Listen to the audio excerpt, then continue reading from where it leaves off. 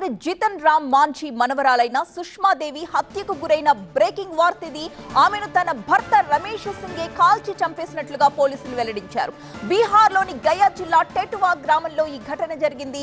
Case నమోదు చేసుకున్న పోలీసులు విచారణ ప్రారంభించారు. నిందితుడు రమేష్ సింగ్ ప్రస్తుతం పరారీలో ఉన్నట్టు చెబుతున్నారు. మృతురాలు సుష్మాదేవి అటారీ బ్లాక్ లో వికాస్ మిత్రాగా పనిచేస్తున్నారు. కొన్నాళ్లుగా ఆమెపై రమేష్ కోపాన్ని పెంచుకున్నాడు.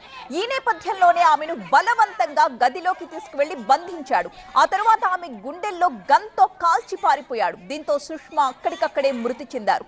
సమాచారాన్ని తెలుసుకున్న వెంటనే స్థానిక పోలీసులు ఘటనా స్థలానికి చేరుకుని ఆధారాల్ని సేకరించారు. సుష్మా మృతిపై ఆమె సోదరి తీవ్ర విచారాన్ని వ్యక్తం చేశారు. నిందితుడికి శిక్ష పడాల్సిందే అన్నారు. సుష్మా రమేష్ కులాంతర వివాహం చేసుకున్నట్టు చెబుతున్నారు స్థానికులు. ఆమెపై అనుమానంతోనే కొన్నాళ్లుగా దంపతుల మధ్య గొడవలు జరుగుతున్నట్టుగా తెలుస్తోంది. ఈ కోపంతోనే రమేష్ భార్యను హతమార్చినట్లు ప్రాథమికంగా సమాచారం అందుతోంది. ఈ అనుమానాలపై పోలీసుల నుంచి ఇంకా క్లారిటీ రావాల్సి ఉంది.